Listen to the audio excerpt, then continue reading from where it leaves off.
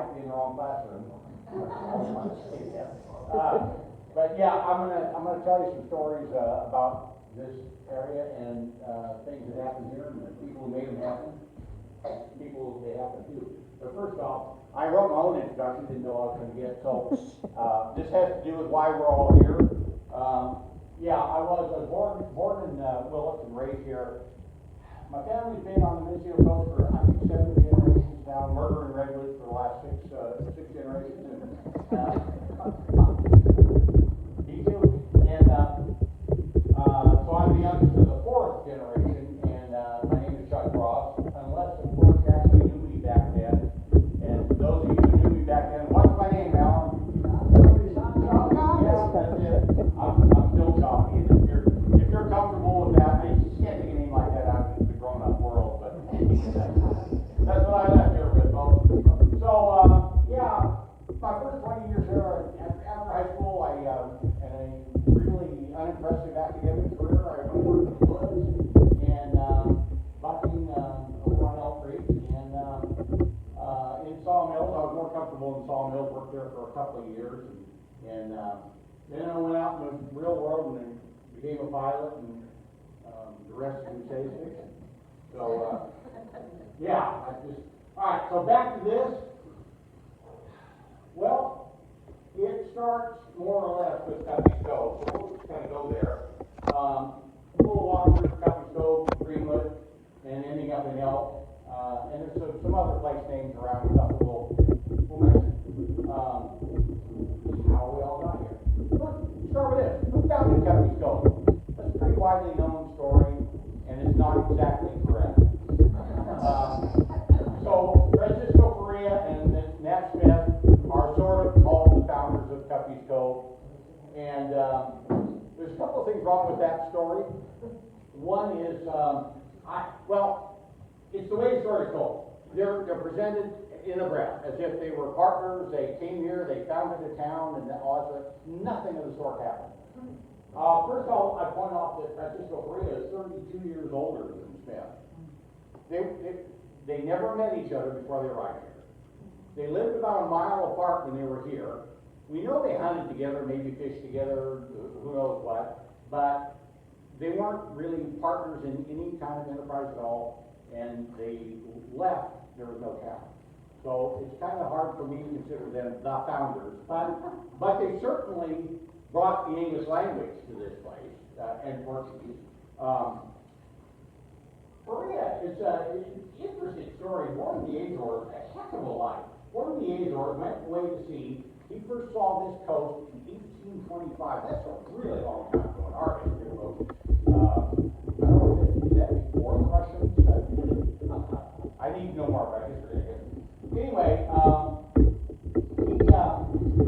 his own story is that he jumped ship in Mexico and joined the Mexican Army, and that's still a family citizenship down there if you're qualified. And in his own words, he left the Army near Clear Lake and lived among the Pomo there for a while. He, I don't know, 1846, the United States took California away from Mexico. It might not have been a good time to be a Mexican soldier here anymore. He had nothing to go back to Mexico for. He'd never lived there, really. So here he is at some point in the mid-19th century. In 1853, there was an effort to build a water-powered sawmill on the Albion River. I'm pretty sure it failed because the river doesn't flow very fast. But anyway, he came to do that work, and that very year drifted south with some money in his pocket. He bought 510 acres from the Richardson grant down at the Garcia River. And I'll try to show you where that was, although I don't have the exact records. But so he's the first landowner in Cuffey's Cove, without a doubt. He died in Mendocino in 1904, 105 years, 8 months, 14 days old. He had lived in the 18th, 19th, and 20th centuries. Remarkable. Put it another way, he was around for the invention of the first viable steamship. So basically, steam locomotion, first locomotive, first commercial generation of electricity for industrial purposes, the telegraph, the telephone, the horse's carriage, the automobile, and even the airplane. I think it's safe to say the world changed more in his lifetime than in the previous 1,000 years. Maybe culturally, one way or another, it might change, but technologically, sure. Nat Smith, rather different story, an interesting one. He was born in 1830 in Maryland, which was a slave state at the time. He says his parents were free blacks, but that's not a lot of safety in a slave state. People of color, any color but white, were known to be pressed into service, into slavery in the slave states. It was a real risk. So by the time he's 20 years old, we find him in Marin County census, household servant in the Hill family. What else going on in 1850? California became state, right? They came into the Union as a free state, and I think he was probably safe. Well, just up the street from the Hill family was Captain Fletcher at Navarro, right? He had property in Navarro and interests at Navarro, and Smith signed on as his crew, and apparently signed off at Navarro, and wandered south. He was married to a Pomo woman from Point Arena. I don't know exactly how married they were. There wasn't a lot of, formal paperwork necessarily. But they were together for a good many years. They had children. She stabbed him in the neck.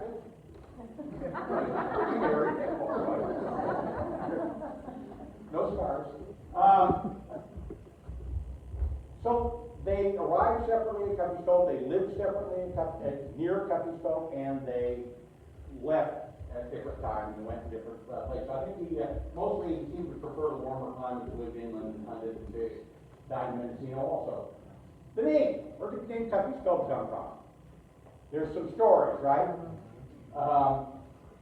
The first one, attributed to several different people and having several different places in Irving. This story just always was clown shoes to me. I just never bought this story. A bear cuffing her cubs on beach, they call the whole place Cuffey's Cove, of course. The problem is, Nat Smith himself muddied the waters on this one. He would later in life tell the story of Maria's fight with a bear, and he said they called her Old Cuffey because of the way she used her forepaws in the fight. Not much of a fight. Well, the problem with that is that happened down in Malpaso Creek, and the bear never came here, and the bear didn't own the town, and named after the bear. A person's name, boy, I looked hard into this one. James Coffey, but he came along later. The town already had a name. Well, it is not Coffey's Cove. This was proposed a few years ago, and I like it. Kuskoff's Cove, Ivan Kuskoff. Problem is, there's no old reference for this one, and it's probably not true. Australian slang for a slave or a black person. Now, I searched and searched for an old reference, an old book containing the word Cuffey used in that connection. Could not find it. I threw out the offer on Facebook, and darn if it didn't cost me $100. A guy right here in town found it for me and sent it to me. It's not Australian slang, it's just archaic English, and it was, if not a slur, it was intended to be sort of dismissive. Don't know exactly the etymology of Cuffey, but it did used to mean a slave or a black person. Now I can picture some rough sailor standing there on the deck of the ship referring to that Cuffey's Cove just in the dismissive sort of way. That's the sort of story that can be true. Anybody feel like they got a good handle on how it's come about its name? I don't. Anyway, this is a little extract of data from the Skinner map of 1866, and yeah, I knew I was going to miss that laser pointer. I forgot it. Greenwood Trail coming down there, ridge. That's Boney Gulch on this side and Kentfield Gulch on the other side. It came right down that ridge. Carter, is that who was property now? Anyway, that was the old trail. From inland, the inland Pomo would come over here in the summertime to get out of the heat. And so that was the old trail. Another thing about 19th century map makers, they hated white paper. They just could not stand blank spaces on maps. So they'd fill in stuff. There's a dry creek up in the upper right-hand corner there. There's no such thing on Cameron Road. A lot of stuff. It's just, you do that to me.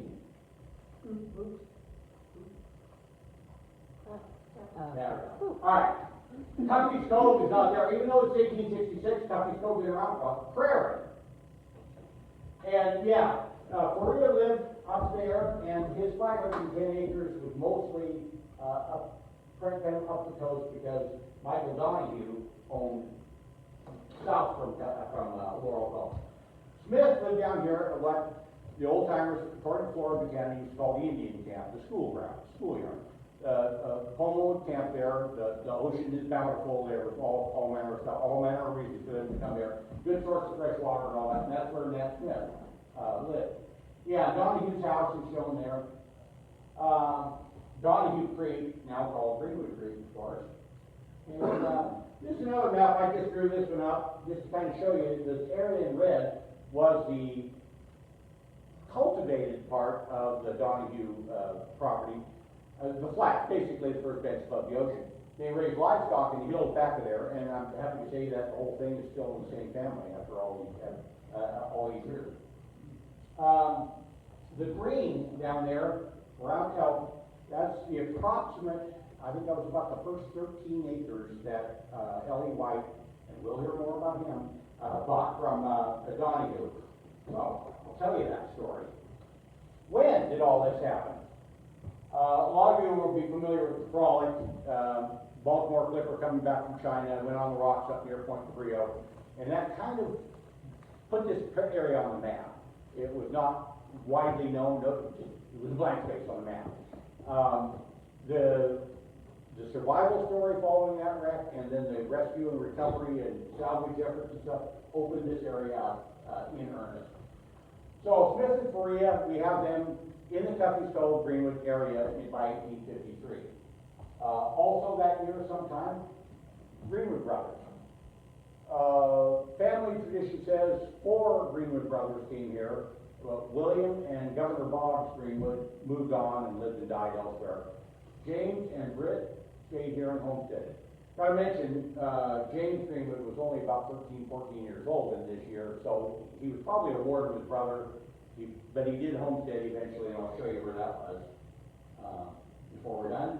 James Kenny came along in 1855, so Faria has only been here 2 years, or maybe a little less. James Kenny comes along and buys his acreage from him, and there's no town there.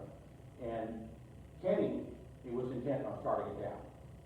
So I'd have to kind of call James Kenny the founder of Cuffey's Cove.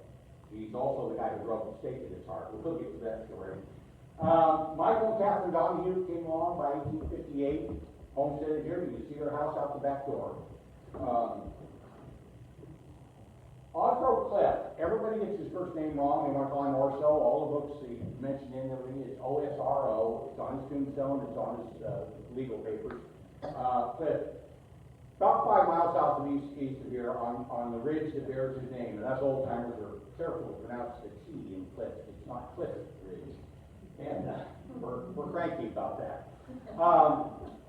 He came early in the year, January, February, and he had cattle in Morgan County, and he had them driven up. And the man who drove them up was a very successful merchant, businessman, entrepreneur, and a very prosperous man, and that was Lorenzo E. White. White drove his herd of cattle up in 1858 onto the ridge and looked around and liked what he saw and homesteaded there himself. I do not know where Ellie White homesteaded. I think might have it narrowed down, and I'm gonna go walk the property one day. But he was here, 1858, and I'll show you why that's important here in just a minute. Where was Cuffey's Cove? Do you see our highway going by in the cemetery? There's my family plot.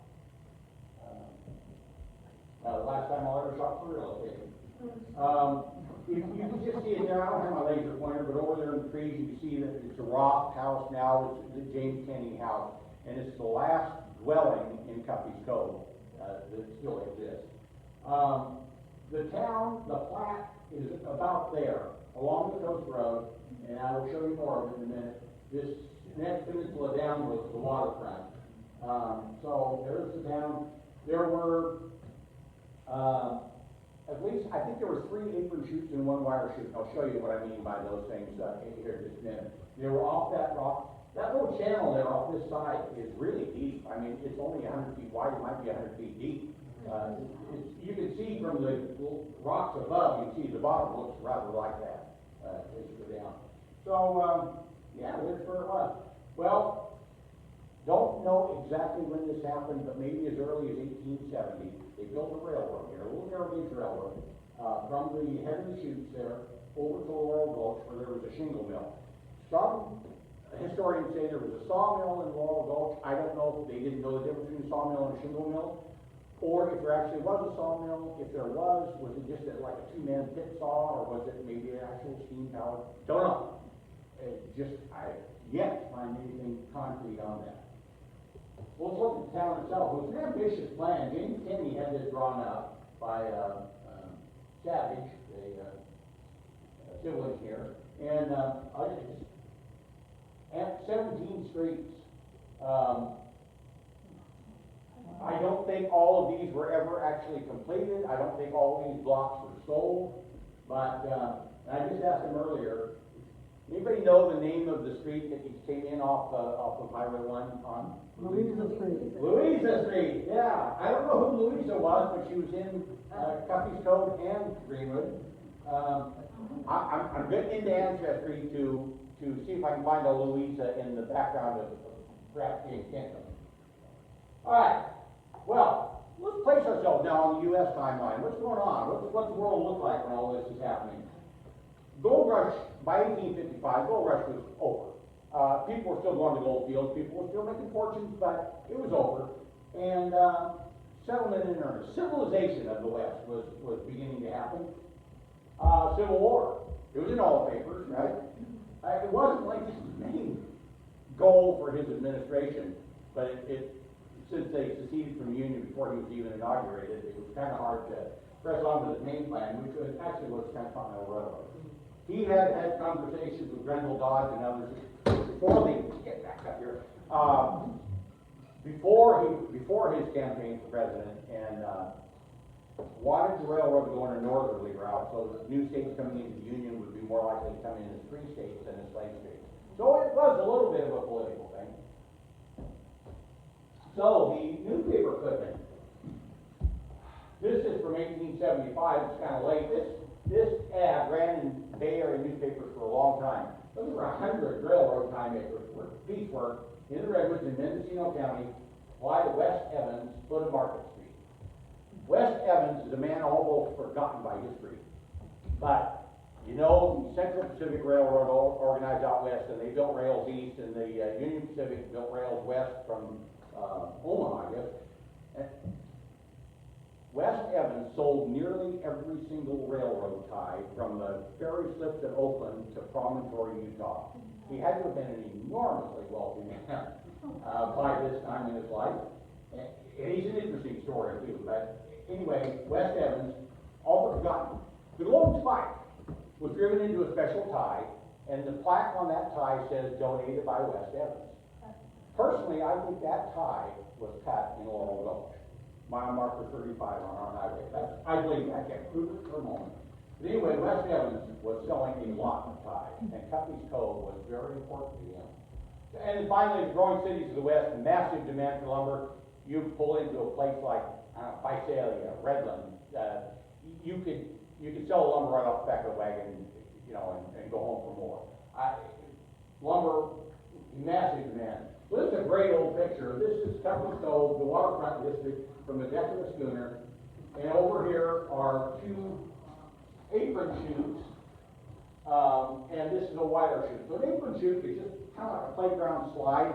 You throw a railroad tie on top of that, and it's going to come scooting down. There's a little friction brake of some sort at the bottom, and it would fall off on the deck of the schooner, and they'd store it. Wider chute, very different. There was a hand-operated windlass, great big, like a little kind of big ship's wheel, and they would pass a line from the shore to the ship. It would be up in a block in the rigging on the ship, and they would move cargo back and forth on the slate. Manufactured goods ashore, lumber and railroad ties and whatnot out to the boat. That's a great old picture. I would love to know exactly when that was.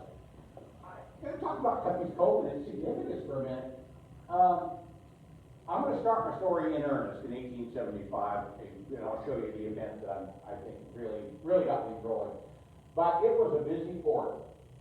I think if you treat LA as one port and San Francisco Bay as another, and Humboldt Bay as the third, I think Cuffey Cove was probably the fourth most important port in the state of California by 1875. Massive shipping going on here, folks. 11 boats waiting to turn under the wire at one time, according to Florida Buchanan. Shingle, big deal. Railroad ties, tan bark.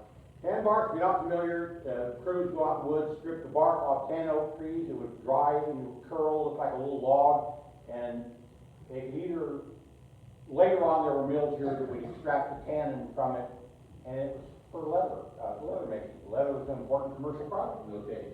So, and some lumber. I gotta say though, if there was a little mill out in Laurel Gulch, this town probably consumed all the lumber it could produce, because it's a growing town itself, and you know, nobody wants to ship lumber into the Redwood Empire. Coals to Newcastle. And the famous Cuffey Cove red potato. I'd love to get a botanist up there to see if there are any feral potatoes in the fields up there. There might be. By the time, and they've graced the tables of San Francisco for a good long time. As the ranches and farms matured, beef, I find these on shipping, bills of lading, shipping. Beef, pork, mutton, wool, as orchards came in, fruit. I mean, it was just a lot. This place was feeding San Francisco virtually for time there. There was scheduled steamer service to San Francisco. I'm not talking about you throwing a bedroll on a lumber ship. This was a steam packet that plied the coastal trades, and it had passenger cabins and a bit of a cargo hold, and it was scheduled service. There was even a telegraph by 1875, telegraph the outside. You can see here in your ocean view home and watch the stock market. I mean, everything the modern world demands for 1875. Let's talk about some of the people who lived there. And I think I'm going to finish up on time. I'm kind of surprised. That is the Kenny home, now a Matt Ross home, now a wedding venue. Pete Nanello's house, right? That's Pete Nanello's house. Can't fool me. Very nice old home, the last remaining dwelling in, almost maybe the last remaining building in Cuffey Cove. James Kinney, from Ireland, came to New York as a child. We find him in the Bay Area, in California, before the gold rush. And he's an ambitious young man and didn't want to starve to death. He's run a ferry service. He's partners in various enterprises. When the gold rush started, I don't have any evidence that he ever went to the gold fields. I think he was what we call mining the miners. He was just delivering products and services they needed. They had 6 children, and I find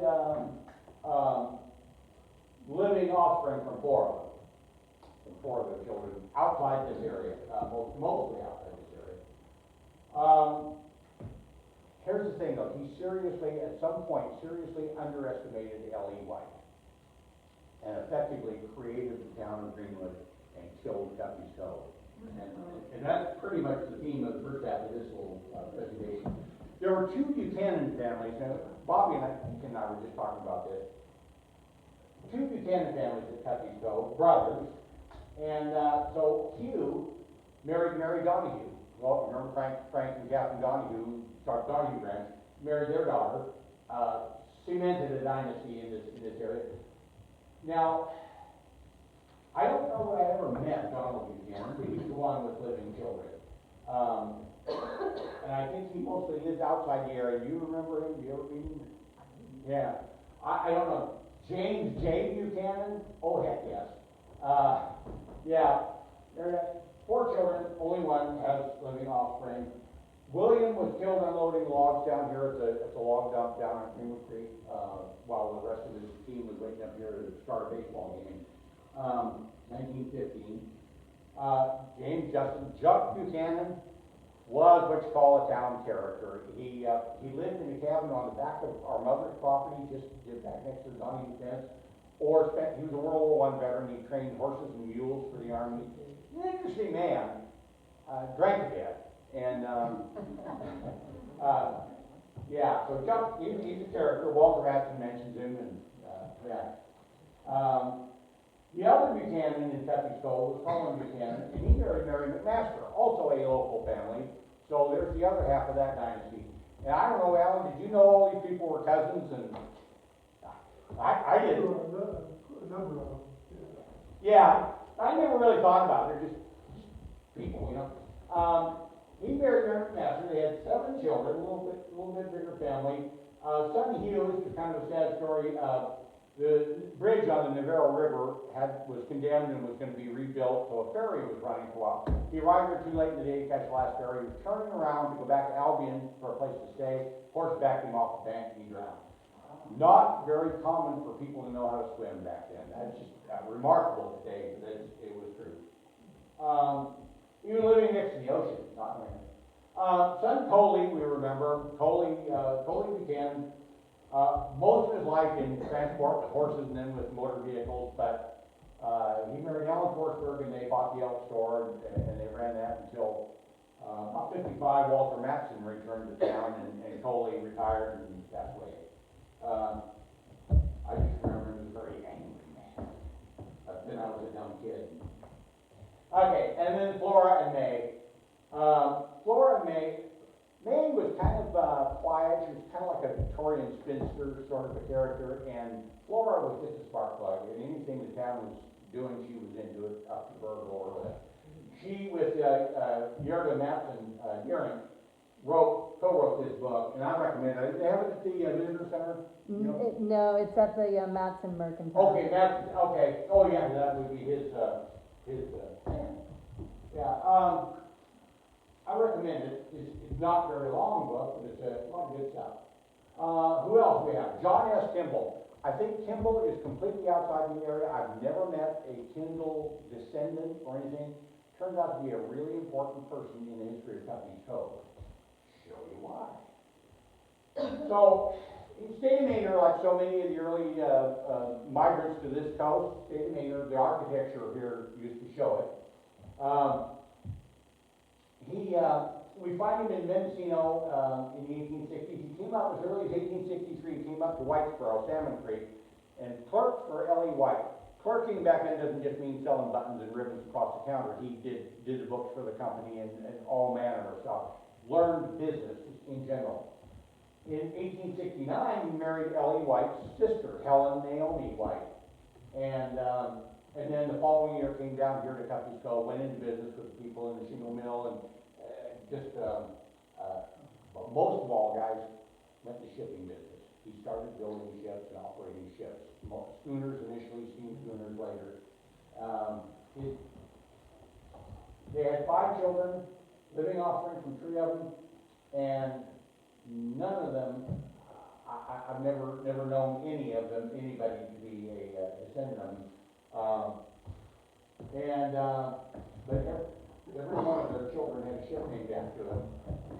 He sold out to the Matson steamship line in 1901, and Matson still owned property up there, that group, but I don't know if that is a continuous connection or just a coincidence. I really don't know.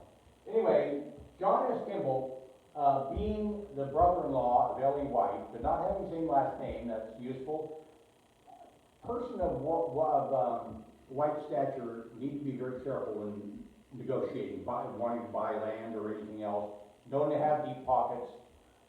So I think that John Kimball probably fronted for him on a number of the early deals until White could establish himself formally here. That's a nice picture of Cuffey's Cove from the point just south of there. So there's the Tanning Mansion over the second one from the right, and the spire of the Catholic Church, which is between the 2 cemeteries. Shipwreck on the beach. Wow. Yeah, pretty cool. Probably why the picture was taken. I'll talk about that in a moment. Class picture, 1910. Cuffey's Cove still had a school. Greenwood had a bigger one by then. There's the old Catholic church. Pretty late in its career. I've seen a lot of windows are out. The shingles are going. Probably shortly before it was torn down. About 1918 or thereabouts. There's the hotel district, and looking down the coast at why Cuffey's Cove is there no more. There's Greenwood. This is after 1898, but I can't locate it any closer than that. So I'm gonna contradict Flora Buchanan just a little bit here. She mentioned one shipwreck, and she got the name of the Dolly Madison. It's an actual mistake, it wasn't. But I ran across 9. One of them just the other day, just a couple of days ago. The Ella Florence, I just ran across that newspaper put in that one. It works out to about one every year and a half or so, mostly in the winter months. And there's the Lizzie Madison, not the Dolly. But anyway, yeah, you're looking straight out to sea there. It was a kind of an unsheltered port. If the swell was out of, or the winds were out of the northwest, which they are much of the time, it would have gone bad. In other circumstances, it was a bear. So that brings us up to about 1875. And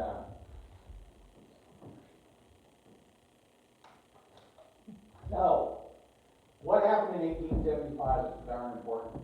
This map, Thomas B. Smythe, interesting man, he surveyed the borders between Mendocino and Sonoma counties and Mendocino and Lake counties. He was present for the naming of Ukiah. He's got an interesting backstory, and he's buried right there in Cuffey's Cove, right next to our plot, right above our plot. We'll be neighbors for a long, long time one day. A couple of things about this map ain't quite so. In advertising law, it's called puffery. It's not an out-and-out lie, but that wharf was never built. Probably couldn't have been built. And the crossing of the railroad was farther up the gulch. That would be a very high bridge right there. So that's mile marker 35 on the Coast Road now. That Laurel Gulch. Reason for this map is August 1875. These men incorporated the Mendocino Railroad. Offices in San Francisco, but the railroad itself was at Cuffey. So it took over the old rails, horse-drawn railroad that went out to the Shingle Belt, and they extended from there down in our direction. And the reason, I talk about the reason, the people. There's Wes Evans, the time merchant again. He's in on it. He's a big player at Cuffey's Cove, and again, you don't hear his name mentioned very often. George Perkins, you might have recognized his name. He was governor of California after this. McKinley and Athern, I don't find a great deal about either of them, but they're mentioned in the newspapers as defendants in a lawsuit, a civil suit. Doesn't mean they did anything wrong, just how big boys settle disputes. They were both federally licensed timber agents, and they were co-owners of Buck Ridge Ranch down east of Point Arena, above the Garcia River, which means they knew L.E. White. I keep coming back to that name, we haven't even met him yet. So, this lower right corner of that map, this is on display in Sacramento. Right there at the end of that blue line, right at the end of the world, is a sawmill, and then down here below it is a shingle mill. That was the Fred Homkey sawmill and the Nixon shingle mill. Those were the reason for the railroad. And it's about 3.6 miles by rail from Cuffey's Cove to this point. About 2 miles creek. Want to see a picture of it? Yeah. Not too much. I told him. So we're standing on the north bank of Greenwood Creek, looking upstream, and the steam over there in the upper right, or smoke, is probably a Dixon shingle mill. I see his stacks aren't belching anything yet, but over here on the creek, they've built a small dam, first dam ever built on Greenwood Creek. Locomotive there, little locomotive sitting there, pointed toward Cuffey's Cove. Let's take those carts of lumber down to the top of the wharf at Cuffey's Cove. Recognize that place, Alan? That's Harder's Bridge. That's later on a logging road was built up there. The bridge crossed in the other direction now. 2 miles up? Yeah, say again? 2 miles up? Yeah. Or the boot jack at Cameron Road meets Greenwood Philo Road. It's like straight down the hill from there.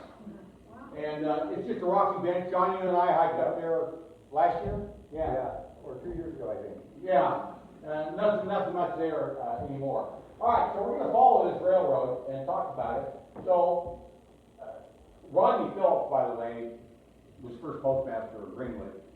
He built a house, and then he didn't stay very long. L.E. White took the house, skidded it across the street with a donkey engine, and butted it up against his hotel, and our bedrooms were in that house. That was Rodney Phillips' house. So tracks come down toward Greenwood Creek, and skirting the Donahue pasture land, because that was more valuable than railroads just in general. But before I leave this, that is Laurel Gulch, the mouth of Laurel Gulch right down there, that little creek, it's like a place nothing ever happened. Actually, John M. Kimball had a ship built there, 112 foot, three-masted schooner, the, Helen N. Kimball, Helen Naomi White Kimball, is Ellie White's sister, this boat is named after. Well, I've known about this story all my life, and I just thought it was oh, by the way, this happened. That boat sailed the Eastern Pacific for 20 years. As far north as Nome, as far south as Panama. Later in her career, she was going many trips to Hawaii, carrying impressive cargoes. She was finally blown on a coral reef 1,000 miles south of Hawaii, almost on the equator, in 1901. By the boat. So, the tracks come on down, but before I leave this place, so now over on the right-hand side, that's the S-turn at the end of, the north end of Elk, right? And that's St. Anthony's Point coming up. And you can see it, there's a little notch in that rock, that offshore rock there, and there's another notch right up there on the top of the bluff. That is the Chisholm Chute. And I might tell you something you don't know about your little town before we're done, because there's a couple of interesting little points here. Chisholm Chute, this is a drawing from the application for the franchise to operate this chute. And I like this, I put this here because nobody knows what that is. And the bottom line of text says, James Kenny also claims said land. So I don't know if that was ever built or not, but there was certainly a dispute. Kenny in the north, Donahue in the south, who owns this little piece of the bluff. Good story. I've never found yet in the shipping news in the Bay Area a ship in from Chisholm Chute, but it might have just said Greenwood or Cuffey. Well, now we're in town, and I wonder if I made a modification. I made a last minute modification to this slide, and I'm about to find out if I got it. So that's the Michael Donahue, that's where they settled.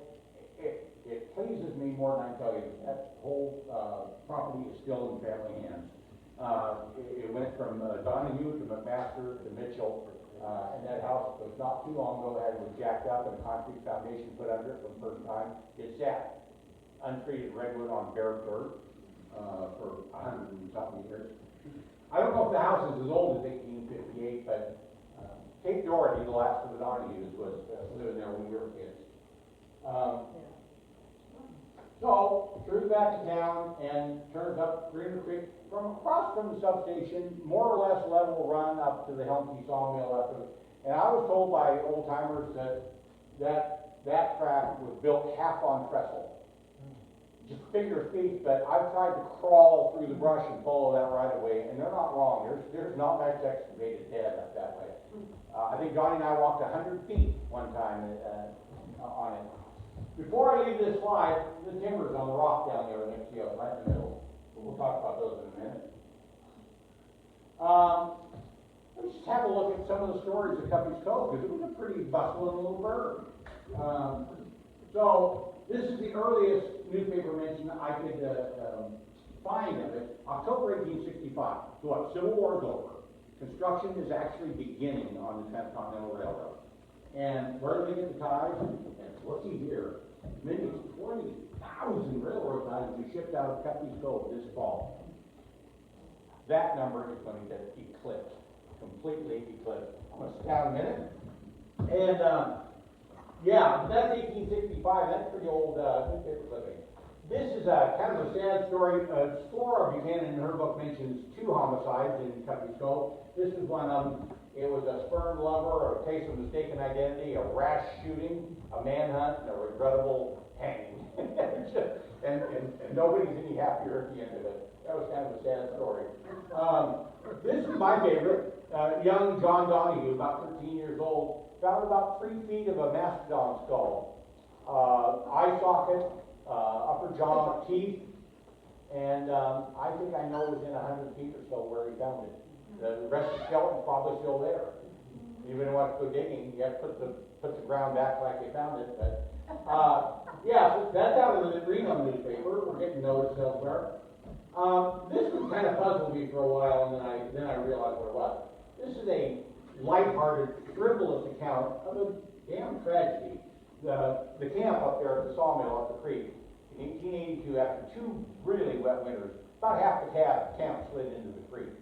And a woman and a man and a baby were lost in was there in 52, 53, when they were pushing logging road past that site, and every pass of the blade was unearthed lumber and whatnot from that slide. The hillside up there is still unstable. The trees are just crazy angles to each other. And someday you may be able to look off from the boot jack there and straight into the creek because it'll all slide in. But why is it such a frivolous account? That it was picked up from the Territorial Enterprise. Yeah, Mark Twain said the editorial down there at the Territorial Enterprise. So and that's from Bloomfield, Pennsylvania. So, and they can be forgiven for thinking that the Cuffey stove is on the banks of the Russian River. There's a doctor being arrested for attempting to poison one of his patients. Dr. Good Sir, he was acquitted. He many years of practice in medicine, well enough regarded at the end of the day. Here's the top paragraph is interesting in itself. Ellie White, this is later, this is 1897. Ellie White shipping 150,000 ties at one time. That's 20,000. They went to the site. But the bottom paragraph is interesting. This is Cuffey Cove voting 98-4 because the new school will be built here in Greenwood. And so what you saw in 1910, they still had that little school in Cuffey Cove. It died hard. Anyway, changes are on the way. This much fun can't go unpunished, right? Oliver Cliff, I mentioned earlier, homesteaded up on the ridge. Back there's his homestead as of a couple of years ago. Okay, 5 years ago.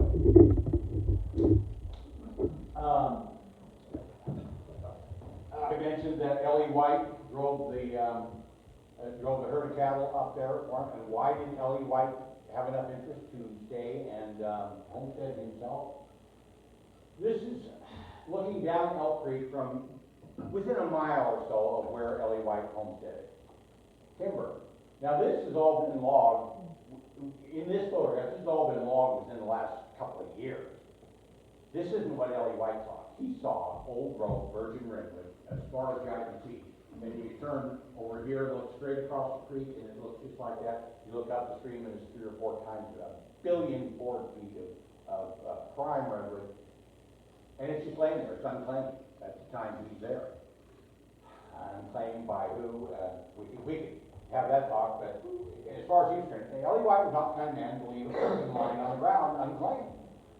Well, by 1880 or so, Ellie White is back here. He's at Salmon Creek. He's got a successful mill and operation going there. He's got good harbor at Salmon Creek. He's got another down at Rollerville at Point Arena. And those would be good shipping options, but building a railroad from here to either of those places, they may as well been on the moon. So, Cuffey Cove is his best choice. It's about 3 miles by rail from the mouth of Elk Creek to Cuffey Cove. Looks like a good deal. Most of you who lived here a while probably heard the story of his negotiation with James Kenny. We'll recap that just a little bit. Ellie White offered him $40,000. Kenny takes the $40,000. He still owns the town of Cuffey Cove. He doesn't own the chutes anymore, and he's a very prosperous man. Well, if 1.1 million is prosperity, he was a comfortable man.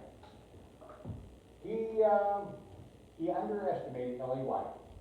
What he may have known is that by this time, Ellie White had bought the old Helmsy sawmill up Greenwood Creek, and it was operating. He had also bought the railroad. Kenny might not have known that. Down here on the point, Ellie White had already bought about 21 acres altogether from Donahue, west side of the Coast Road, and they had already had a look at that string of rocks down there. The 3 low rocks, you can see 2 of them there in the middle on the far right. They're about 30 feet high, and you can walk across there on low tide. Slip and slide on seaweed, but you can walk across there. Good shelter from the south. Then there's the Wharf Rock, and the next rock out, and Castor Rock. It's a lot of good shelter from the southwest. Maybe a better harbor than this one. Ellie White had that in his back pocket when he went to talk to James Kenny, and Kenny didn't get it. Demanded $75,000, just extortion. Not extortion. White never saw that as a legitimate offer. So he went to Plan B. Well, Plan B, here's the middle of town, and you see those timbers down there? I told you I was gonna talk about that. That was the first shoot, Strawberry Gulch it was called. And, oh, by the way, he owns a Blue Line Railroad back there, so he cut a splice into it and ran tracks over here and ran this down. And, drone picture here, looking back up at from a couple of years ago. You see that excavated bed up there, the shadow falling on, you can see that from the street. You can look down that gulch and see that, Lee Food Gulch, now it's called. And, that was his attempt. It was a good one, really simple operation. Ready to take railroad cars right down to the bottom by winch, you know, everything like that. But, first big winter came up, and just washed that thing right off the rocks. And so, well, that wasn't work. That wasn't the shelter part of the harbor. So now, he goes to Plan C, I guess you might say. He extends his railroad over here to the point, puts in a turntable, and then one track comes down this way, down the point, across those little rocks, along the north side of that rock, and out to a good wharf. And that's, I've abalone guys out there. It's about 30 feet deep. It's a rocky bottom. They were able to get divers down, put eye bolts in the rock in the bottom for buoys and that sort of thing. So it was a good little harbor. The other line went up the creek, and we'll follow it in a minute. But I want to point out one thing to you, and I'll bet you some of you won't know this, but that little brown smudge there on the outside of that rock. Alan, you know what it is, right? Yeah. I wouldn't have known this, but when I was about 15 years old, we came down here, we climbed around the side of the rocks, climbed up on top, walked down it, and walked down to that. That is the big cable drum. That's the hoisting work for the old wire chute at the end of the wharf. And it's still there. It still looks just like that. Those flanges on that spool are 6 feet across. It's a big operation. They sling locomotives ashore in pieces, but still, you know, big cargo back and forth. So, let's go one frame to the south and look at what White was really doing here. There's the mouth of Greenwood Creek, our old beach, and yeah, a couple of things. I mentioned the Greenwood Trail right down that ridge. Kentfield Gulch on the left, and Boney Gulch on the right, and it came down here up and down the coast. The other thing is that James Greenwood Homestead was right down there in the bottom of Boney Gulch. When we were kids, there were several buildings down there in the Poison. That was all part of it. But that isn't what White had in mind. He hired a millwright, really capable millwright, John W. Barrett. They looked at that rocky point on the other side of the creek and the two rock outcroppings out on the beach and said, anchor a dam there, and it'll be nice and solid, about 30 feet high. It was at Greenwood Creek, about half a mile or so. Form about, I don't know, what, 50, 60 acre pond, something like that. Feed this steam sawmill we're going to build down here, and the tramway to haul the lumber up to take it down to the wharf. And, well, the railroad I mentioned earlier went on up the creek until it was about 30 feet above the creek, and then a spur came back down below it, ended out over the pond. That was the log dump. So after we moved a couple logs into the pond, there were pockets with log booms in the pond that separate by species and size and that sort of stuff. Where was Coast Road and all this? It came down here, crossed the pond on a curving bridge, and then up the other side, and that was that. I want to talk about what Ellie White achieved here. This is a remarkable thing when you realize that. Starting about, well, it was actually about 1884 he started, but in 1888 it was underway. It was on. He built the railroad, the wharf, the dam, the mill, ordered 4 ships to be built a town, all before he turned a dime here. Well, he had some revenues, of course, from Salmon Creek and from Rollerville, and I'm sure he had a little sack of money somewhere of his own. Have a look at this. This is a great photograph of the mill under construction. This is probably about 1889 or something like that. That mill, that building, 242 feet by 90 feet. According to the Ukiah paper, 29,000 lineal feet of timbers in that building. 29,000 lineal feet. At 12 by 14, the smallest one, we're talking 14 board feet per lineal foot. So 406,000 board feet of old growth redwood timber in that building. Just the bolted machinery. That's an incredible thing. smart man, built the boss's house there, now the Cove Inn, right? Built, bunk houses for his, bachelor workers and geographical bachelors, I suppose. Built that cookhouse right away. There's the Donahue place, by the way. That's a great photograph of the mill under construction. The wharf. We're standing on the mainland looking across that string of lower rocks. Who knows the name of the first rock in that string? Muley Barn, right? The little shed there was for Maud the Mule. It's Muley Barn Rock. And that, I believe, is the Alcazar.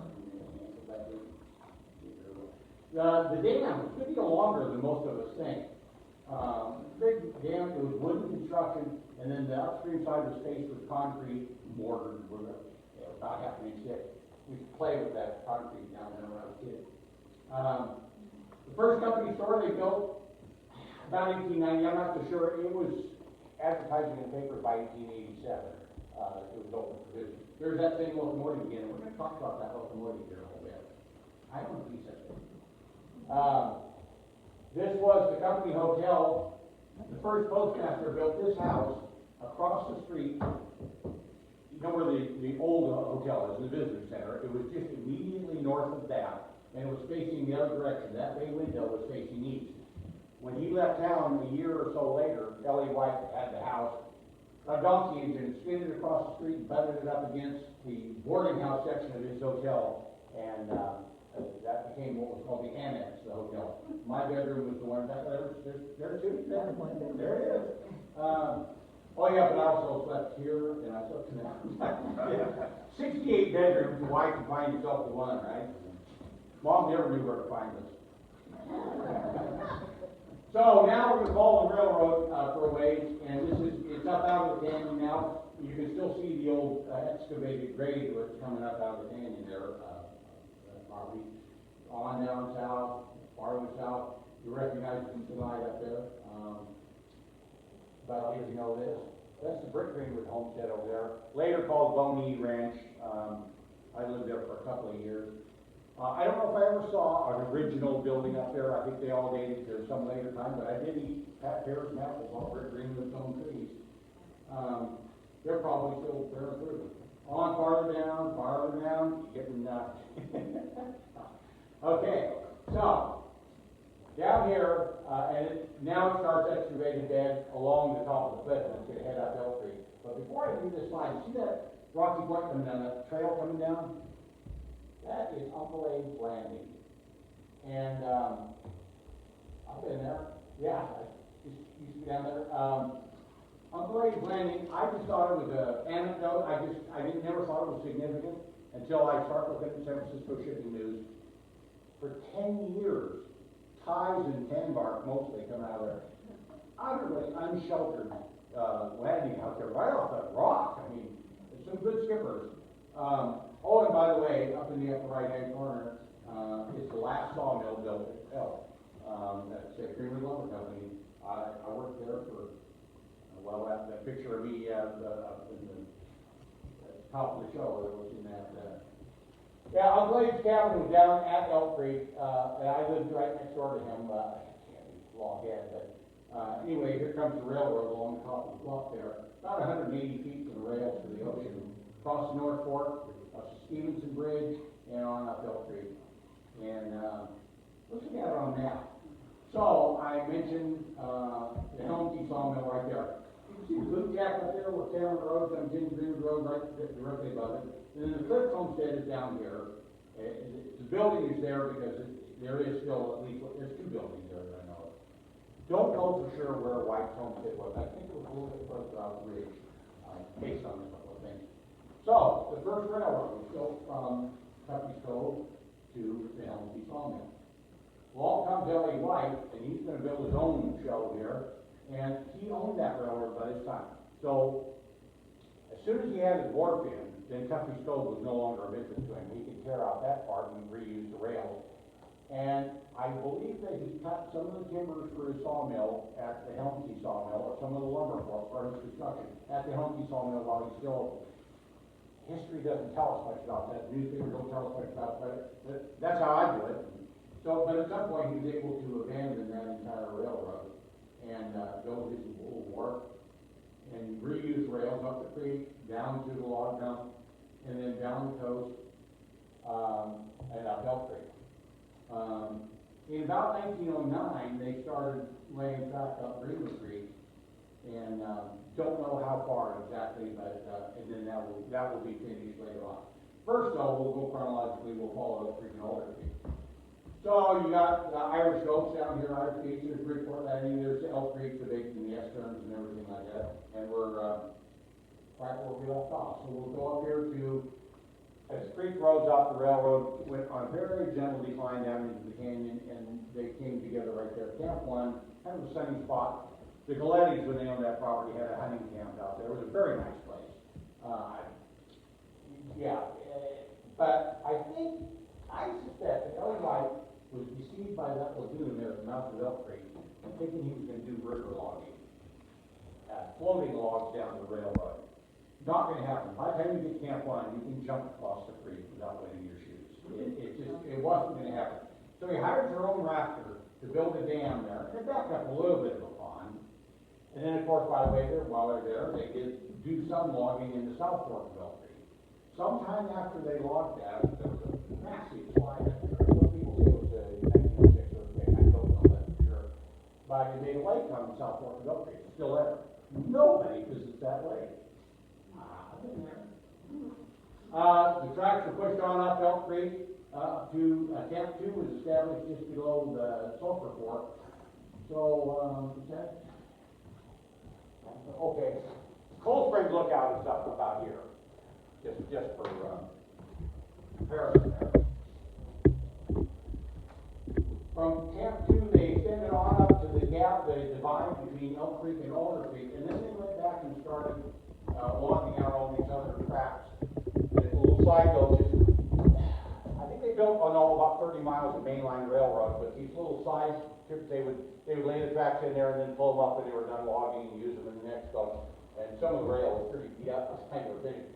But why did they hesitate there before they went into Alder Creek? The infamous Alder Creek Range War. I tried back in the 80s, I tried to write a magazine article about this, and I interviewed about two people who would talk to me. Most of the people involved in this still have hard feelings and wouldn't talk about it. It was great. What happened was, there were some people who had taken up residence in the middle part of Alder Creek.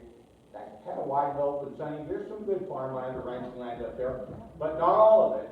And the Illinois Lumber Company came along and claimed that land, and said that settlers just wanted to be bought out. They started farming in the redwoods so the lumber company would buy them out. In a couple of cases, there may have been some truth to that, but some of those family folks still live around here, and there's place names, after their family stuff.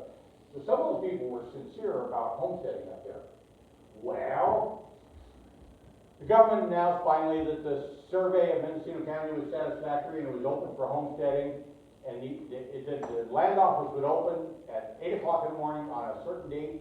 And all these people were standing in line at the door where they unlocked it. They shuffled inside only to learn that the lumber company had somehow magically already filed on their claims. So that's going to be a problem. That's to be resolved. I can see why you might question that. Stage was set for documentation. Yes, that's true.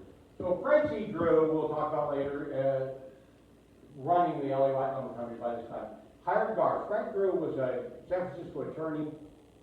He, I believe, had once sat on the San Quentin parole board, and it has been alleged that that's where he got his guards. They armed them themselves, the company armed them themselves, and they sent him out in the woods with all the liquor they could fit in their suitcases, and guns, and nothing specific to do. What could go wrong? Official version is there was some property damage and no injuries. Nobody was hurt. Maybe an old timer here, who I won't mention, told me a story that I sort of want to believe.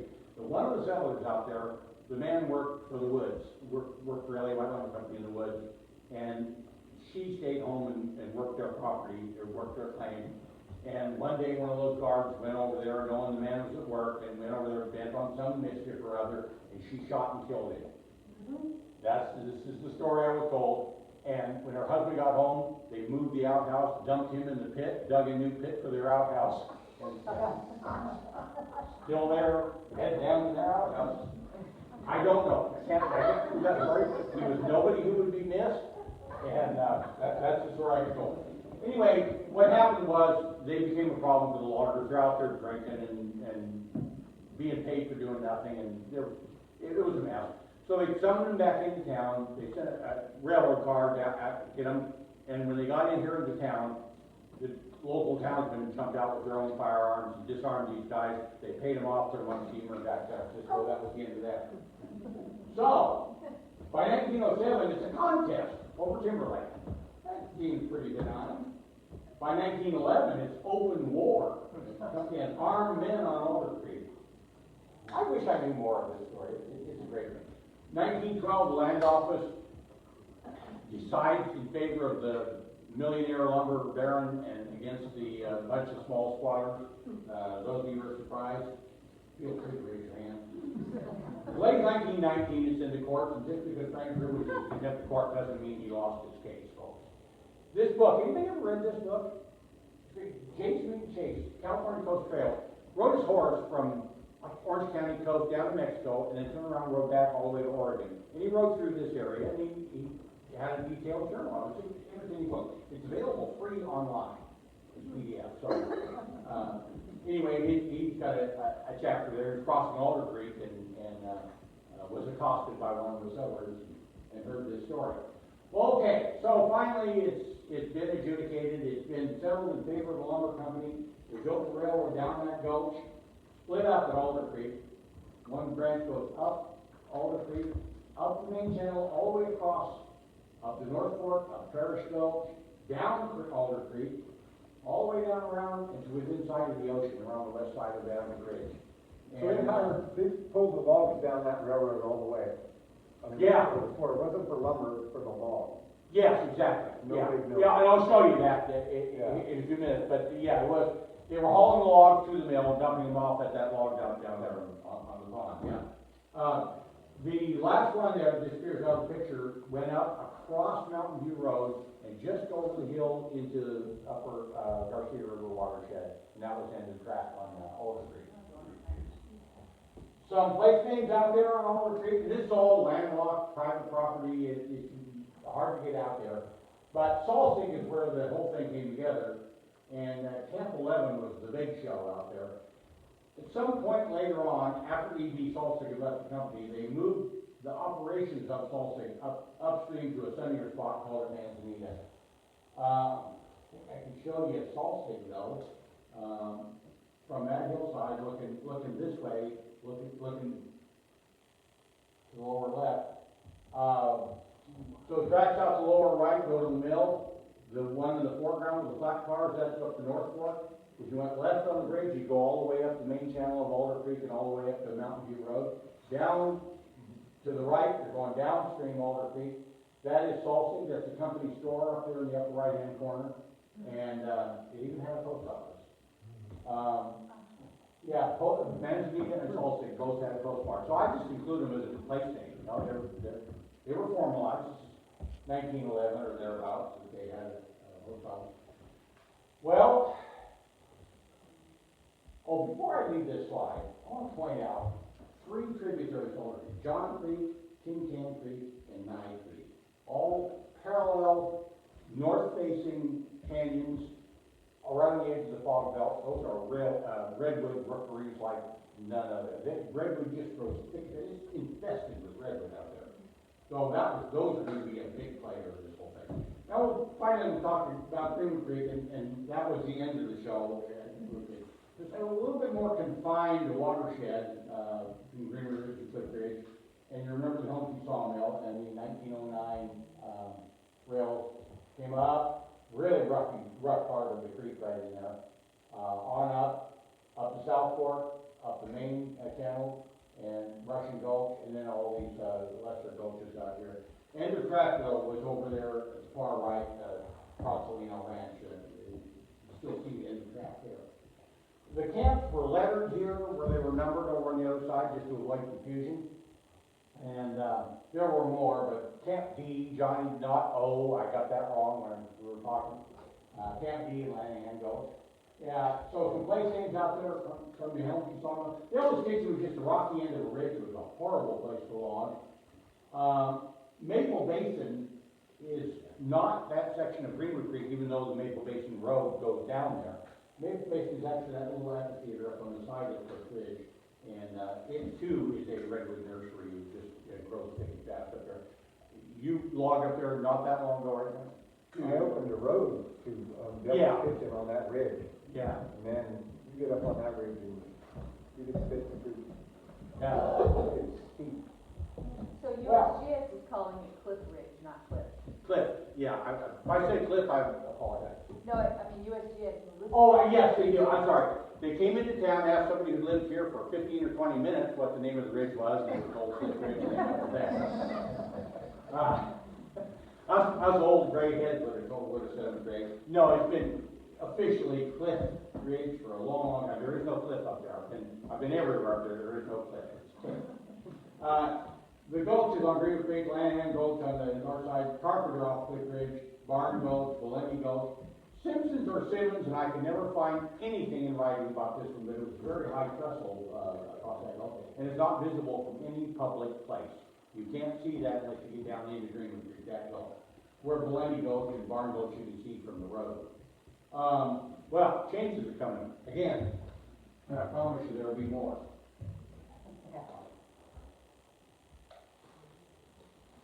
Goes like this. Ellie White Incorporated in 1894, he knew he was getting near the end of his life. Wasn't in conspicuously good health. His son Will needed some help.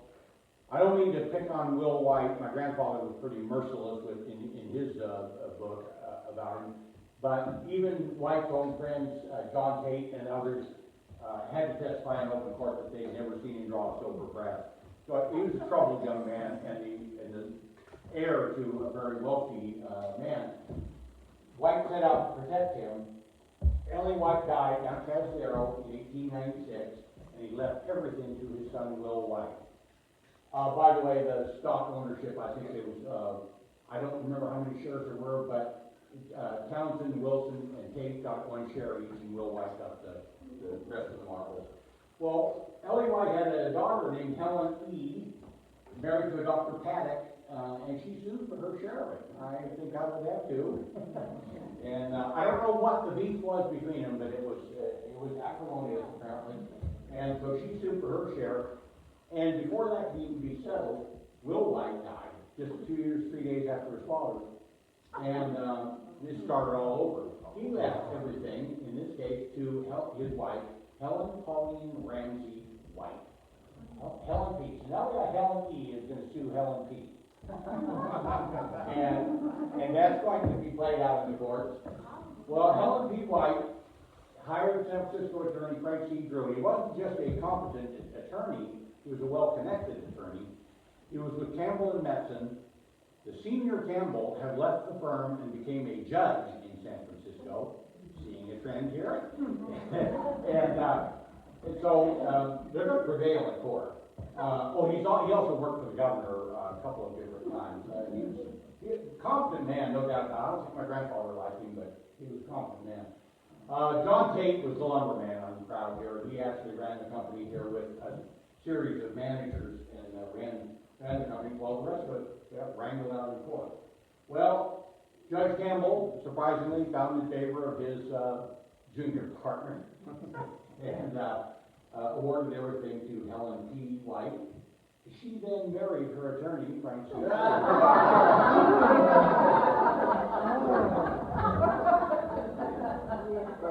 So Helen P. Drew is a name you will hear in connection with Greenwood. There's a reason. Eventually, Helen Paddock settled with her brother's estate with estate $13,000. I think I worked that out. It was just under $500,000. So that's not bad for a small town doctor and his wife to end up with that. Yeah, you could have bought a good sized ranch for $13,000 in those years. I mean, they did okay, all things considered. Well, in 1897, E.B. Salsig comes down here from Glen Blair. He's been running that whole shebang. And, it's an interesting family. I could talk for half an hour on that family. But, E.B. brought one person down here with him, and that was his bookkeeper, my grandfather, John S. Ross Jr. The senior was a Baptist minister in Casper, and the original Ross here on this coast. And that was, John S. Ross Jr. Came down here when he was about 34 years old, I think, and he grew a mustache so he looked a little older. Bossed a bunch of men around. Well, John Ross, the first thing he was to do was close out Salmon Creek. It was a confined little operation. Picture. The town was cramped into this little canyon there. The much larger Albion Lumber Company was just over the hill to the right, and the much larger Navarro operation was just over the hillside. They just had this little stream. They had logged all the way up Salmon Creek and just over the divide into Flynn Creek as of this time. He came there, shut it down, they pulled up all the rail and left the buildings there, and it was forlorn. But then he came down here. One of the first things he noticed was that the locomotive would go out to the woods. Well, yeah, we're talking pretty far out Elk Creek. Locomotive would go out to the woods every morning and come back empty a lot of the time. They didn't have a train made up for it, built up. The logs were the cars. There's these two axle sets of trucks with a swiveling log bunk on them. The logs across between them made it a railroad car. And then there's lengths and pins between those sets. They had to build up a train load of logs. And many times they came back empty. So he had a telephone line installed. I found that telephone wire and the insulator still there at 86, and I cheerfully pilfered it from the property owner. Took it home to my collection. Possession, you know. That was one of the things I could see with his fingerprints on it, so to speak. The falling out, John Ross didn't like it here. It was a family business. Helen P. and Frank C. Drew were husband and wife, were calling the shots, they were running at things in a big way. Helen's sister, Alice Ramsey, was married to, briefly to Mr. Pollard, so she's Alice Pollard. She ran the Greenwood Hotel for probably 20 years, and Grandpa didn't get along well with her either. He was kind of a little bit roughy. Anyway, he just wasn't happy or wasn't a good fit, and it came to a head over this. At the top end of the log pond, the water level will fluctuate from year to year, and logs would get stranded up there in the shallows. And so there's many thousands of board feet of timber laying around the top end of the log pond beach. A lot of ways to get that into the pond. There were probably ox teams going idle by this time in history. They could have maybe skidded them there. They could have maybe rolled some of them. They could have taken a donkey engine down there. No, Frank C. Drew wanted that dam built. So, they're going to build this dam, and on the spring freshet, they're going to trip the floodgates, and they're going to wash all those logs off into the pond. Good plan. Wilder Pullen built it, and a couple of things were wrong with this idea. You see this wing wall here down here, the channel of water down. Well, about 150 yards down the stream this way, there's a rocky point sticking out from the north, and it just blunted the force of this water. And the creek makes 293 turns there in about 100 feet. Had they built a wall like that on the other side, they just kind of ease it around the corner, it might have worked better. But it didn't work at all. You know, so, yeah, if you go over to the substation, and there's that road going down the creek, just across the street from the substation. You walk down that road, where you reach this railroad grade, you're right at the north end of this bridge, right? Exactly. You walk right across the old road there, into the Peckerwood Grove, and there's the first bend of that bridge. Still there. That's just a couple years ago. Didn't work. It did not work. So in 1952, Don Nanella came to our mother and struck a deal with her. They're going to make split stuff out of all those logs up there. And I think Leo and Kurt and his son Danny probably did most of the work. You see their drag saw cutting away down there in the canyon. And they, this is 1952, they finally got those logs out of there, 50 years late. So John Ross made up his mind at the end of 1901. He went to Mendocino Lumber Company and ran that for 22 years. And this mill carried on. But before he left town, This is the second company store, built in 1899. The present day the old post office, would be right up against that. That's where it was. Right. That burned in 1929, but that was the store as of 1899, 1900, 1901, and William Fuller was the store manager. I have his watch fob. I bought it off eBay not long ago. His name on it, California. He was married to my great aunt Ruth Willis, from North Island, Nevada, and she had a sister named Lulu who just graduated from UNR, and she came down to spend the summer, and she met John Ross, and look what happened, So, that's their wedding picture. They were married in January 1900 in what is now the Cove Inn. That was the boss's house in those days, and so this is chapter 2. Am I there already? Am I done? It's almost 7. Half hour ago. I've been talking too fast. I've been really mindful. I could actually spend 4 or 5 hours on each one of these things. I've been really trying to keep myself on point here. So yeah. So he was Menzino, and this company, LE White Lumber Company, White father and son are both dead. Frank Drew is running the company. He's San Francisco social scene and everything. He's got a lot going on down in the Bay Area. So, and he doesn't know that much about the lumber business, frankly. They hired a succession of managers here. Some of them came and went with no mention in the newspaper. I just cannot compile a complete list of the managers. One of them, E.B. Warden, came here from the Pacific Lumber Company in Scotia. Should have been a very well qualified man. And I've been reading his correspondence. I think by the time he got here, he'd lost interest in the lumber business, and he wanted to raise prize cattle. It's just, but they probably struggled along for all these years. I'm going to have to go into tomorrow's presentation. I'll press on a little way, and we'll end when we end. Is that okay? It's up to you guys. Yeah.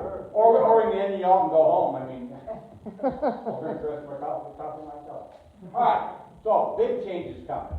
We knew Ellie White was dead, so we knew Frank Drew was that was a note to me. So, I'm going to fast forward through this because I'll get to the next slide. All right. Yeah, just to summarize what happened here, when Ellie White built this town, all the jobs came here. So all the working people came here. Mercantile followed them. The stores, we don't need to be up here. The guys are not going to walk a mile up north to do his shopping and come back down and go back to work the next morning. So the businesses followed it, and Cuffey's Cove just kind of died on the vine. There was no reason to be there.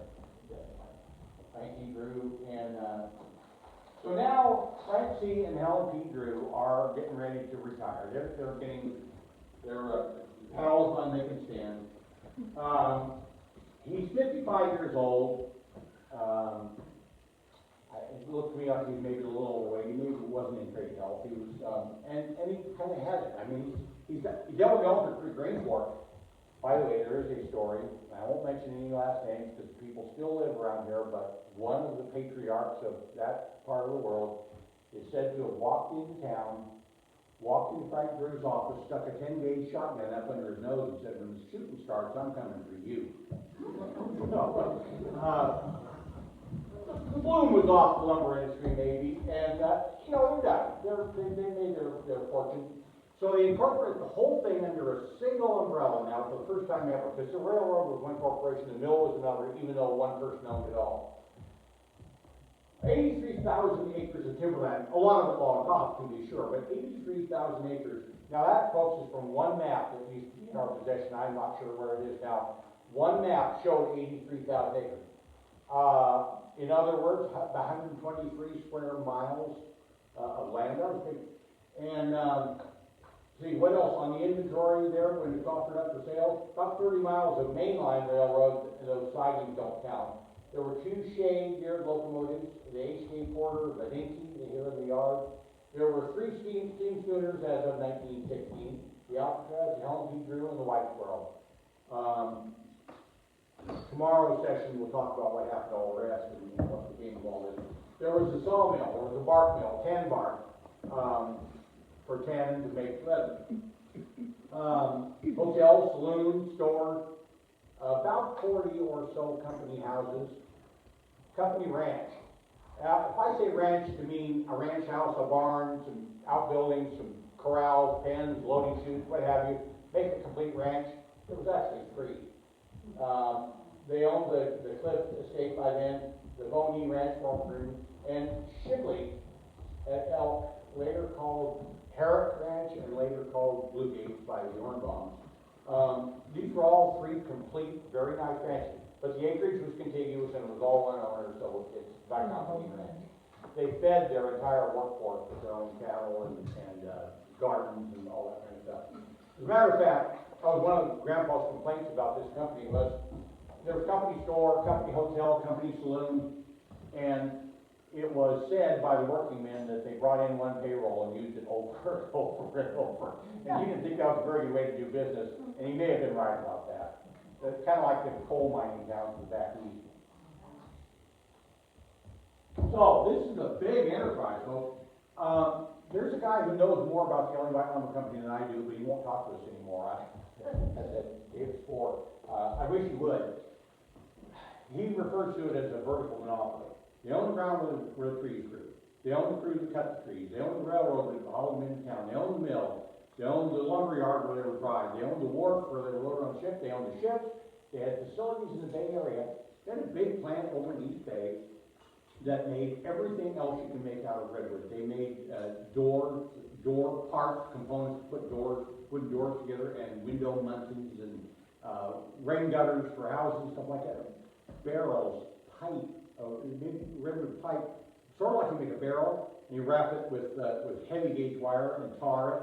The town water works used to be made from that pipe. It was a vertical monopoly. I think that's a pretty fair assessment of it.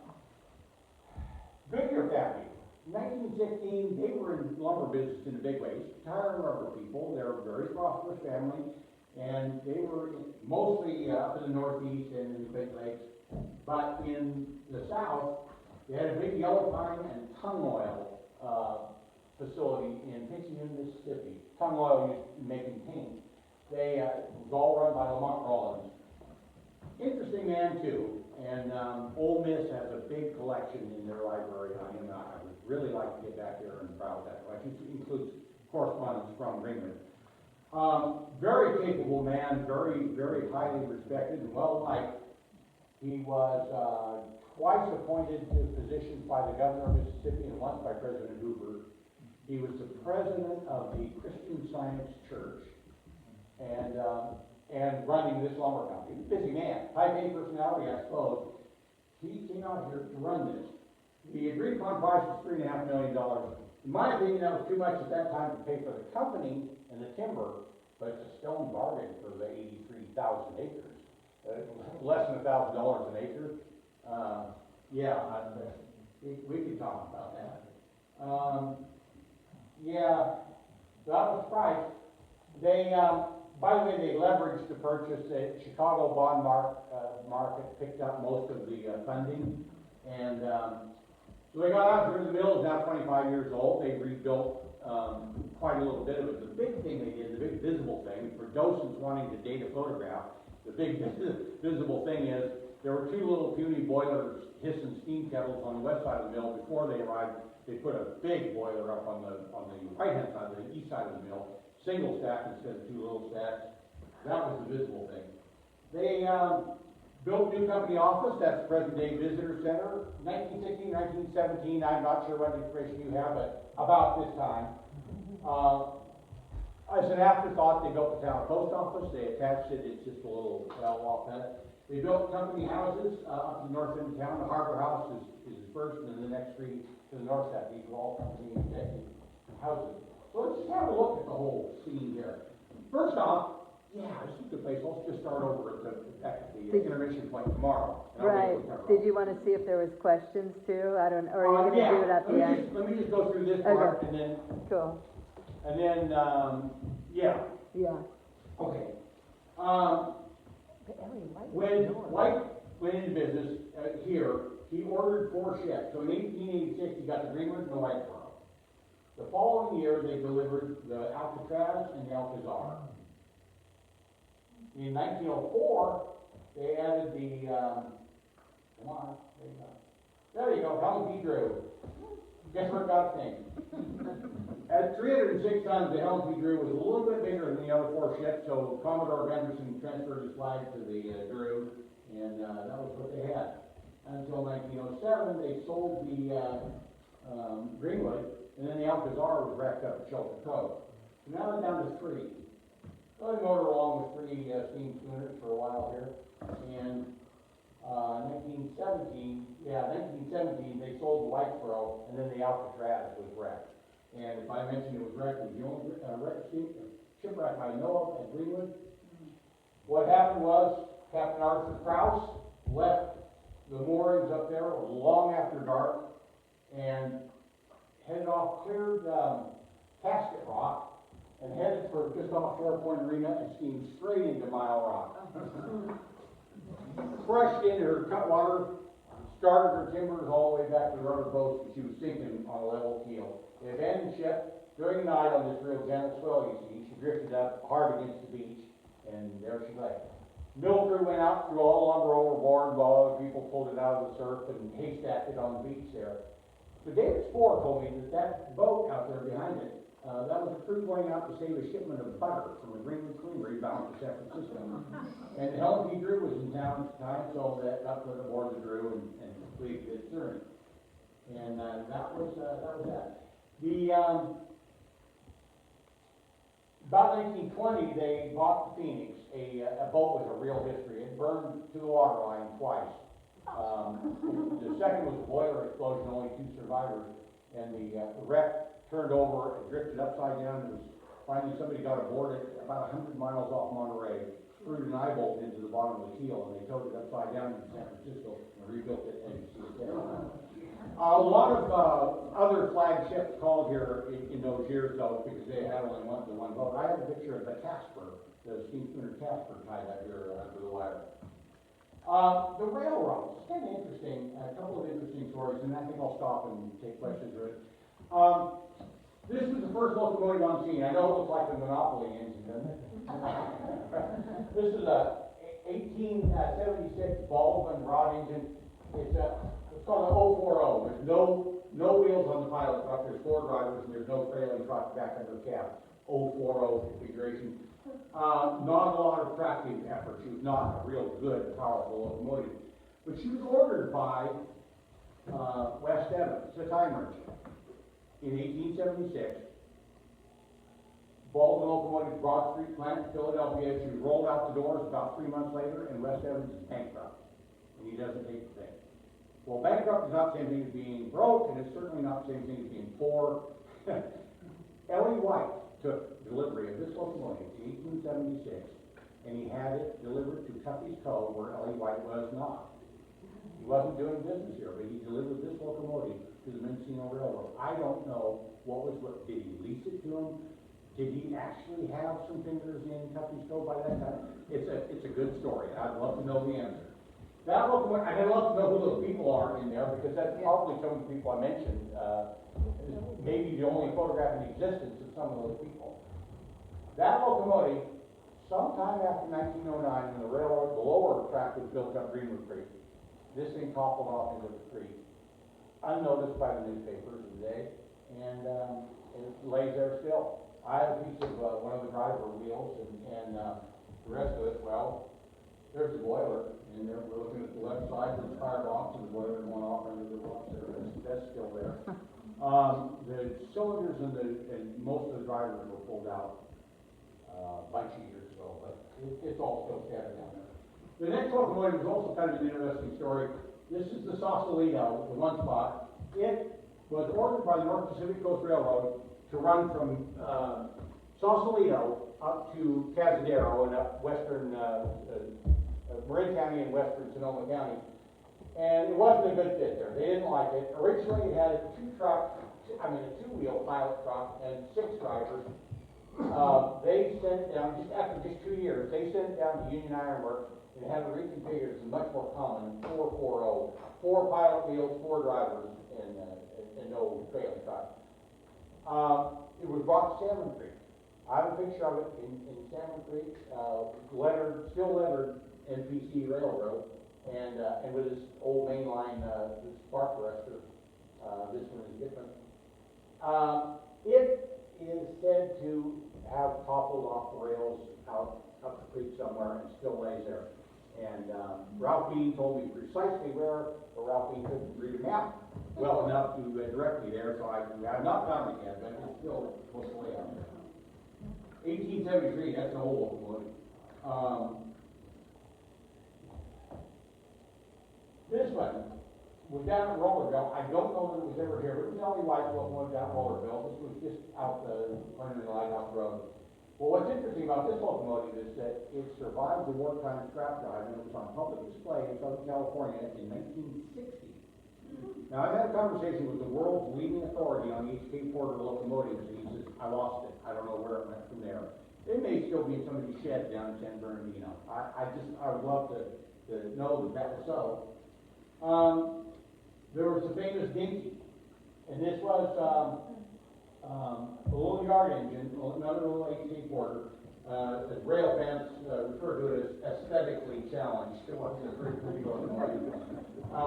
And the neat story of this, you see the hospital house over there in the upper right, and the Methodist church, and the tree head going up to Donahue's. This was out in the field there. The day before this photo was taken, a group of rail fans and steam fans came up from the Bay Area, got permission to fire it up, and they ran it down to the end of the track, which was down at the highway at Boonville Avenue, right there, and then they backed it up. And I have seen a photograph, I don't have a copy of it that day, steam shooting out every seam. It was a tired old biscuit. And this is the day that went under the scrapper's torch. John S. Ross came down and performed his last duty for the Goodyear River Lumber Company, and there he is walking home after signing over the scrap iron to the buyer, ending 54 years. And the scrap iron all went to Japanese buyers. It was said that Japan didn't sign the tripartite pact with Mussolini and Hitler until November of 1940 because they were buying so much scrap iron in the Pacific Northwest. They bought nearly every rail and every locomotive in it. And as the old timers in town used to say, we got it all back at Pearl Harbor. Not funny to them. All right, 1903, with all this crooked line, they start buying these geared locomotives. Shay, the line of locomotive works now. That's Salsig again, and the gentleman leaning hits the headlight is the surveyor, Thomas B. Smythe.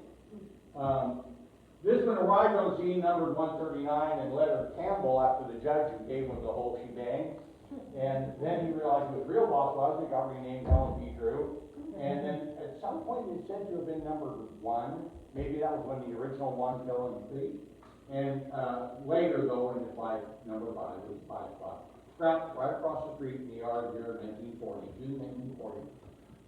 The following year, they bought a twin, the 2-spot. That's my grandpa standing up there on the running board, and I think the gentleman right there, for you old timers, is Steve Baker. I'm pretty sure that's it. I was painting at home. I did that painting. Oh, yeah, I saw that, yes. Yeah, so again, if you walk down across from the substation, walk down that road, you'd land on this railroad grade right there about where those guys were standing. That's just about exactly where this picture was taken. The last log was out on the Hershey Bridge. Okay, scrap here. By 1911, they had this one down in Rollerville, ex-Pajaro Valley #1, and I don't know what became of it either. And about 1917, they bought their last locomotive here, the big one, the 50-ton Shay. It was a little hard on the rails, and it rolled the rails over a few times and fell over on its head in gulches and whatnot, but it was a very powerful locomotive, 4-o'clock, and it was scrapped here in 1940. They also had a couple of speeders. They had the famous Winton. I love it because they left the steering wheel on it. But if you know old cars like that, it probably has a spark advance on one side of the column and a choke on the other, and it's a hand-cranked engine. So, yeah, maybe it was hooked up to a brake. I don't know.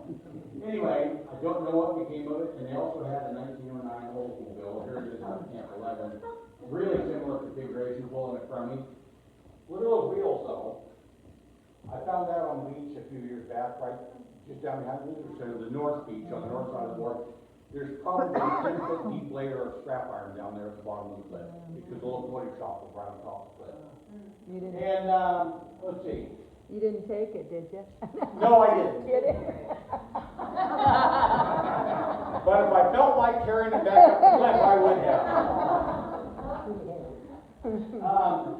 I'm just gonna go just a little bit, are you okay, or would you have questions, or, you wanna end, or? Keep going. All right. Because I'm out of things I actually know, and that's start making up the rest like I'm going to That's a first. This is a picture of Camp 11 out on Alder Creek. It's great. This is a big camp with hundreds of people living there. They had a school actually at the Gulf over here. My son and I walked through that little railroad back there just a couple of years ago. The big building is a cookhouse. To the left of it is a company store and a little warehouse. Later on, they built a locomotive shop here. And that was a big camp. And one of the best things that Goodyear did, and it was just blind stupid luck on their part, was they hired Fort Lawson as Woods boss. Fort Lawson, his daughter said, had about a 3rd grade education. Man was a genius. No doubt about it. So, it was his job. The fallers would fall the tree down, the buckers would cut it up to lengths, and it was Fort Lawson's job to have that done in the first place, to get that log onto the railroad and on its way to the mill. And the best way he could do that. Well, he set about to improve the methods. We all know how it was done originally. Ox team, that's up Elk Creek. The skid road over there, there's logs set across, that's corduroy road, they call it. And the man with the 2 buckets was a greaser. He trot along ahead of the logs and wet those logs a little bit, and it just to reduce the friction. But not so much that it would run away and kill your ox teams. I mean, that's awkward. And apropos of nothing, there was OSHA hadn't been organized yet. Somebody's job to knock the chocks out of there and duck down while a log rolled over them onto the railroad car. Incredible. Later on came the Goldbeer donkey, the steam donkey engine, and this is an early one up Elk Creek. And I think this is maybe late in that engine's life. This is an old vertical spool donkey. It's a capstan, a steam-powered capstan there. And they run with rope. So they just take a loop of rope around that thing, let it catch it, and it would start pulling water.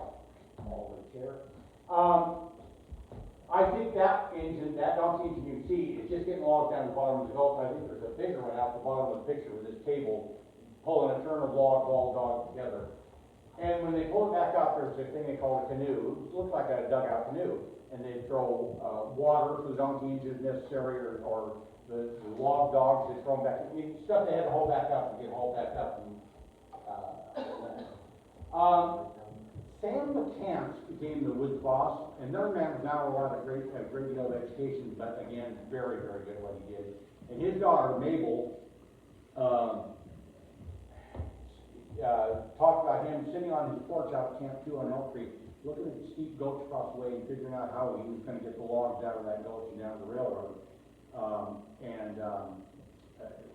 concluded that he wanted to fly them. So McCants did invent the Greenwood flyer, and I don't have a good picture of it. This might be it. It's a kind of a 2-dimensional flyer. It basically, you have to get just off either side of the cable and just pull them down and then fly them right down. That's a long-term setup there, and that's a big duplex donkey engine. It looks like an expensive fishing reel with that little fairlead there. And that's the main line railroad in the background, because they didn't build bridges like that on the spurs. That's a good picture. I would love to know if that is the McCants flyer, because that would be the only identification that we have. Lawson came along, and he's thinking 3-dimensional. Fort Lawson wants to build a 3-dimensional flyer. So this is a drawing from the patent papers, patent application. This is a later iteration of it. This is dated 1930. So here's the hoisting unit down here. 4 spar trees. Those spar trees could be half a mile apart on 2 sides of the canyon. And this rig could pick up a log anywhere within that space and fly it right down and land on the railroad car. 1920s. Better than helicopter logging in many respects, except somebody had incredible cables up there. If you've ever been a logger, I would tell you this, except for the guy wires on spar trees, this is all running rigging. There's no standing rigging on this. Everything moves. So I got the patent drawings, and I want to make a little sure. I color coded the patent drawings of that thing. Is that clear? Every one of those cables moves, and you can move it left, right, forward, aft, and pick up the load. But it was a real ballet to operate this thing. You pick up a log right there with the red cables. The drums are all in pairs. Pick up the log with the red cable. Now you're going to pull it toward you. So you're going to take up on the yellow cables, but you got to slack off on the green cables at the same time and pay them out. And oh, by the way, coming toward you, it's going to slack the red line. So you got to take up on that too. It's like 3 guys with 5 hands each. It's extraordinary. For a man with a 3rd or 4th grade education, worked this all out in his head. Just extraordinary. That's what the actual unit looked like. And it's just remarkable. That big wooden head frame is just the blocks and the cables up out of the dirt. And that folded down onto a railroad car. That's a big donkey engine. Folks, I make that boiler about 6 feet in diameter. It was oil fired. There's a steam line coming back. That's a steam pump to pump fuel oil into the donkey engine. And I think if it was, it probably water piped in from a nearby spring to feed the boiler. Big show. Look at that forest of cables up there. And you can't even see where the log is being lifted. Maybe they couldn't. They had a telephone talker around the bend, talking the log right down on the railroad cars. Extraordinary for the 1920s. This was Lawson's legacy. And I think I'm gonna stop here when I introduce my grandfather again. 1924, Lamont Rollins is on his way out here from Mississippi, riding the train up to Cloverdale. By chance, my grandfather John Ross was on that train, and they get talking. And he's surprised to learn that John Ross used to run this company. He's looking a little older now, no mustache. And he offers him a job to run the company again, because Rollins is in Mississippi, and he's a very busy man. Grandpa, by this time, figured it's time for him to be an owner. He wanted to own a sawmill by this time in his life, had the means to do it. They worked out a way for him to get 25% of the Goodyear Redwood Lumber Company and come back on the team as manager. And so, with his children were grown, his daughter Dorothy just graduated from UNR, son Jack from UC Berkeley, and they came. And up the north end of town, there's those company houses. So John and Lulu were in that one, Dorothy and her husband Cobb Balaam in the second one, and Jack Ross and his first wife, our other mother, Margaret Larson, in the third house. Very happy time for Grandpa, and I think I'm going to end it off right there. I think we're gone about far enough, and I'll just start over at the intermission and come forward tomorrow night. We'll have enough time. Tomorrow morning. Yeah. Any questions, comments, lies, war stories?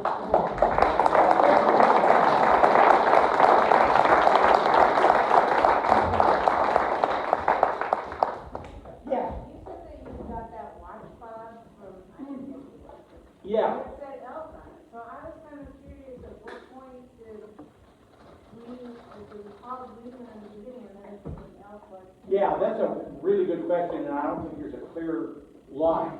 Yeah. It was always the Elk Post Office, Greenwood, California. That came pretty early on, almost a joke, you know. And I've seen it called elk as early as the 1890s. And I've seen it called Greenwood as late as, 1930s. So, yeah, it's, I promise I shed no light on this stuff. Only the post office is Elk. Yeah, that's correct. Town is still Greenwood. Yeah, that is correct. The post office. However, the map says Elk. Yeah, You well, know. And also, Greenwood, California, up in the Sierra Foothills, no longer has a post office. And as of the 1970s, both towns had a Greenwood pottery. Come on, yes. So as a joke, I always say that Cuffey's Cove was burned, and that's Oh, why you know, everything was Greenwood. I didn't mention that. The fires weren't the cause of anything except ashes. The fires were kind of incidental to it, but I think as Greenwood drained the business away and drained the labor pool away, they were less inclined to rebuild after a fire. Yeah, there were a number of big fires in Cuffey's Cove that burned houses, barns full of hay, all kinds of stuff. But I don't think they played any real role. My sister, Okay, Ellie White was really before Elkie was kind of up by Albion? Because I know there was a lot of stuff going in Albion, and then he went to. Salmon Creek, no, it was White. Okay, but yeah, okay, because I can remember as a kid going and visiting my, old houses that were built by Ellie White. A certain, whoever he built them. There was, I can name several along, all built the same. Yeah. One on Kevin Road too. I could probably. And they were built before probably. Yeah, I can probably show you this. I have blueprints of at least 45 different L.E. White Lumber Company houses. Well, And they're not all here in town, they're I'd see them with kids I went to school with. He was a businessman, And if there was money to be made, building houses in other But- towns and stuff like that, I'm But- sure he And was I doing that. saw the nice ones, that he built Mhm. for the people, right? Yeah. And they were all the same. I can Yeah. remember, they're just, so, I thought, my God, so they had to be, who built them, he hired. Yeah. Carpenters were craftsmen, they were very proud of the work they did and everything. What they call carpenter Gothic, where they would put nice little finishing touches, scroll work and stuff like that on these houses. Went a little bit overboard with the Carson And the Mansion. schoolhouses,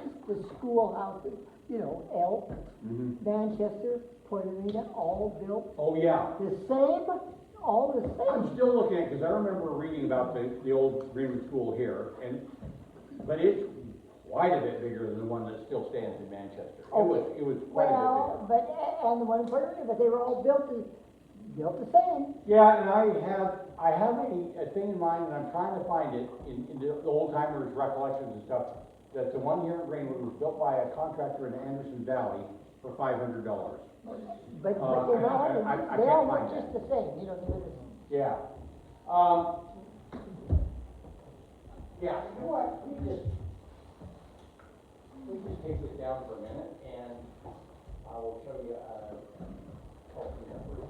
got my mouse, oh, here it is. All right, we'll go up there.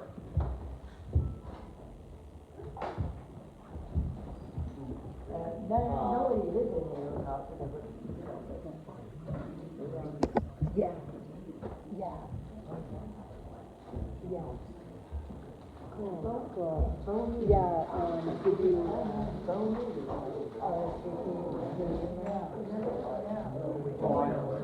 okay. Okay, if you write your email down, I'll let me know when I think so, yeah.